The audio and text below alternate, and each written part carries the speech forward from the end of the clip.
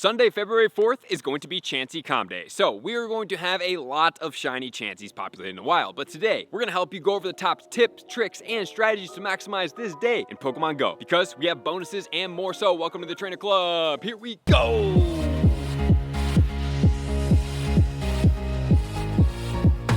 On Sunday from 2 until 5 p.m. local time, we are going to have the Chansey Comm Day. And that also comes with 1/4 egg hatch distance bonus, which means we're going to be hatching shiny Happinys out of those 2-kilometer eggs for 1/4 the distance, which is amazing. And then you can evolve Chansey all the way into Blissey with the moveset of Wild Charge. And the Sinnoh Tour is coming up and I will be there. And not only that, we have some brand new merch that's going down for the Sinnoh Tour. I'm very excited about this, so if you guys do want to pre-order, we are actually taking pre-orders all the way until Thursday evening. And on Thursday evening, we are cutting them off and then we are going to start printing them so we can make sure that you guys do get them on time. And if you guys are last minute or you're coming from out of the country, I will have a few of them for sale. We're going to be having a meetup on Friday. The details will be coming soon, but that's going to be where you can find it. And then also, if you guys do want these alumni hoodies in the camo, we have black camo, RE camo, forest camo, and snow camo, which is what I'm wearing here. You guys can get those in the shop as well. Those ones will not print and ship at the exact same time, but we do want to be able to make sure you guys get that gear for the Sinnoh Tour. I love the design. Let me know what you guys think. The shop is in the pinned comments below. But more of the bonuses that are going to be included are Chansey spawning everywhere, increased shiny chances. We're going to have 3-hour incenses, all of them except the daily incenses. We're going to have 3-hour lure modules. We will have 2 times catch candy, 2 times the likelihood of getting XL candy when catching this Pokemon, and you can make 2 special trades on the day, 1 additional one, and 50% reduction on all trade costs, which is honestly a pretty good deal. So with that said, let's not go any further anywhere else except for the top tips, starting off with tip number 1.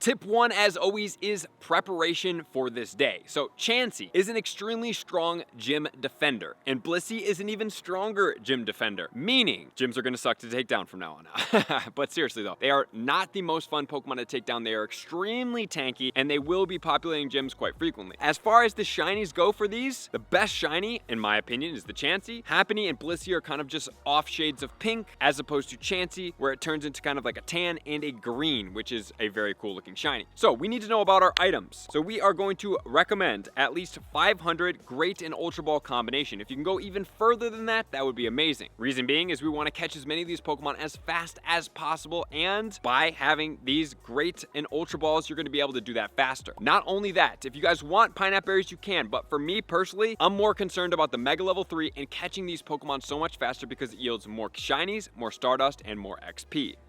So since we have the 2 times catch candy and the 2 times likelihood of getting XL candy, I'm not super concerned about using Pineapple Berries. I feel like they slow down the day. They get you less overall candy if you were to just catch really fast. Either you're using the AR catch trick or you're just using the skip animation catch trick. Regardless of which one you're using, you can catch them even faster. Beyond that, guys, what I'm going to stress to you guys is to clean out your bag. We have the Sinnoh Tour coming up. We have more events coming up, and it's going to be a lot of fun. And most importantly, you need to start clearing out your bag in Pokemon Go. Ask yourself the hard questions. Do I need this Pokemon? Is it serving me? Will it be valuable at some point? If we go to level 60 and the level cap increases, will this Pokemon become a viable PvP option if I have a 0-15-15 right now and the current option is a 15-15-15? There's a chance that that could happen. It happened with Azumarill. So if you guys are asking yourself strategic questions, this will help you yield the best things that you can for this day. And in the preparation, we are in the Rocket event, so you guys really should be working on 12-kilometer eggs leading up until Sunday. Obviously, you guys have the capability of doing that more than once or twice over right now, but going into Sunday is going to be very important, something that you guys definitely want to do. It's an important thing. It gets you a lot of Stardust, and it can hatch you the new Varoom, which is a cool Pokemon, and it comes out of 12-kilometer eggs. So great way to yield Stardust. You get 12 of those. As soon as the day starts, you put them in super incubators and you hatch them extremely fast, but that will require premium resources to be able to do so. And as far as premium items, super incubators are going to be where we're going to be spending our money if you do want those. If you do not, that's totally fine, guys. Think about it. The Happinys on an unlimited incubator will be hatching in 0.5 kilometers. So guys, it's really not that hard. Just get out there and walk a lot if you have that capability. I know it's winter time for a lot of us, but hopefully we're going to maintain some nice, cool, but warm weather in Central Oregon. So with that said, let's get to tip 2.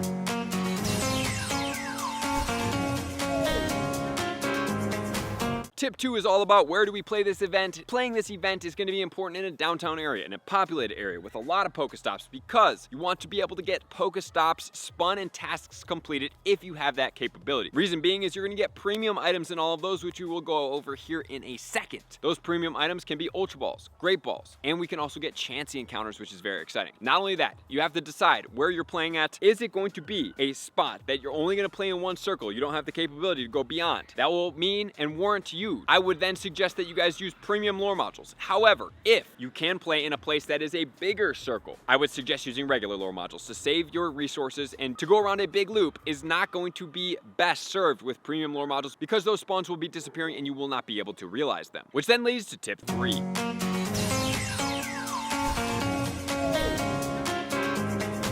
Tip 3, all about the start of the event, and we need to talk about the mega that we're going to be able to use. So we need a normal mega, which is going to be Happiny, which I like because it dual types as a fighting. So if there is any fighting type Pokemon around or in the event, around this event, you guys might want to use this one. However, there's also Kangaskhan, and there's also Mega Pidgeot. And Pidgeot is good because it also dual types flying. So you are able to get the multiple types of that with those two Pokemon. So you guys are going to have to choose which one you have at Mega Level 3, which is going to be the most important part of this event, because it's going to yield you even more candy, more XL candy, and a little bit more XP, so why not capitalize? And beyond that, right when the event starts, I would suggest you guys already have timed up, or whenever you decided to hit the best friend bonus, ultra friends, and great friends, because most people are playing during Comm Day, so it's a great time. Even if somebody does do it in another country at a different time zone, and then you as yourself commit to not opening your game until the event starts, as soon as the event starts, you open your game, you pop your lucky egg, and then you realize that XP that was already opened, and then you can do it going forward if you have any agreements. I love doing that. And then as soon as the event starts, put on all your 12 kilometer eggs, hatch them, put on a star piece after 1 kilometer, I would say would be a good distance to be able to make sure you don't miss that, because you're going to be hatching these 12 kilometer eggs at an extremely fast distance.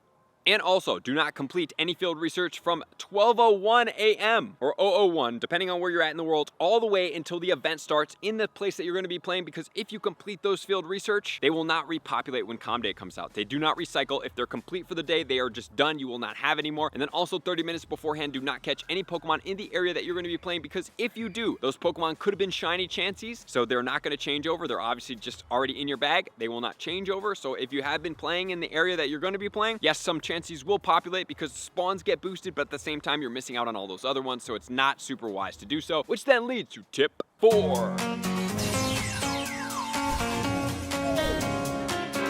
Tip 4, the event starts, and unfortunately, none of these Pokemon are great for PvP. They are in the 4 and the 5 and the 6 and the 7 and the 800. So I would personally just skip over that. I would just play the day for what it is and keep it as such. And also, since the event has started, we need to know what is going to be the 100% IV for a Chansey at level 30 if it is not going to be partly cloudy weather, and that is going to be 1075. But if it is partly cloudy weather, that's going to go all the way to 1165. Okay, so you have two options. Once you do go to 1165, the other CP can be a hundo, but it's not guaranteed to be a hundo. So those are going to be the top CPs if it is regular weather, everything but partly cloudy. But if it's partly cloudy, that is when a Chansey gets boosted, and that is going to be when you're going to be able to find it at a different level. And also during the event, do not forget, once you hatch all those 12 kilometer eggs, you want to spin stops because you want to get the 2 kilometer eggs, because that is going to be where you get Happiny. And the 100% IV for Happiny will be 212 coming out of research. And let's not forget about the Chansey coming from field research. It's going to be 537. You can also get 5 Great Balls, 2 Ultra Balls, 2 Pineapple Berries, or 500 Stardust. Hopefully you're getting great in Ultra Balls, and then that's going to lead us to tip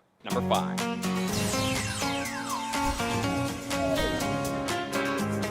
Post-event is all about trading, capitalization, and then rating if you want to continue. Because just as a reminder, guys, we have the ability to go from 5 all the way until 10 p.m. if you want to keep hunting shiny Chanseys, which is quite cool. So 5 till 10 is going to be raids. Chansey is going to be a 4-star raid. More than likely, it will not be able to be soloed, so that's going to be a little bit of a problem. However, if you guys do want to beat this Pokemon as fast as possible, a fighting type Pokemon is going to top the charts. So something like a Shadow Machamp is going to be the top thing for you guys to be able to get. If you want to use more budget counters, you guys can go after Conkeldurr, you can go after regular Machamp, and I would say to go in with at least 2 people to make sure that you can take it down. 2 people honestly might still be a challenge there. And if you're looking for the 100% IV, 717 is going to be the level 20, and level 25, it will be 896. So those are the 2 ones that you can look out for. And then also, let's not forget about our special trades. You have 2 special trades per day, 50% reduction on trade cost, and you're getting guaranteed Exo Candy when trading for the season, so it's going to be important for you guys to trade. And also you can get 98% IV, so you can get lucky Pokemon and the like. So that's worth it for me in itself, is having, even if they're not even the best Pokemon, guys, you can have these, you can trade for them, you can get lucky Pokemon, and those lucky Pokemon can help you power up these Pokemon for better gym defenders without doing much more. So that is going to do it, guys. Good luck, everybody. We have more stuff coming this weekend that we're going to help you guys with some of the tips and where do we put Blissey in Pokemon Go. Thank you guys for being here, as always, to all of my likers, comments, subscribers, Patreon members. Everybody takes your support, subscription, episode page, 2x level up to see you guys out on the next video. Peace.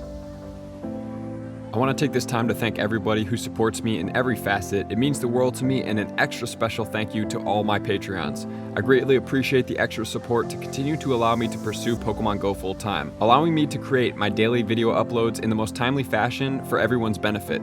Plus, I get the amazing experience of sharing my creative processes behind the scenes and raiding all around the globe with select upper tiers. Thank you everybody for being a part of the Trainer Club. You all mean the absolute world to me, and I will see you guys out on the next video.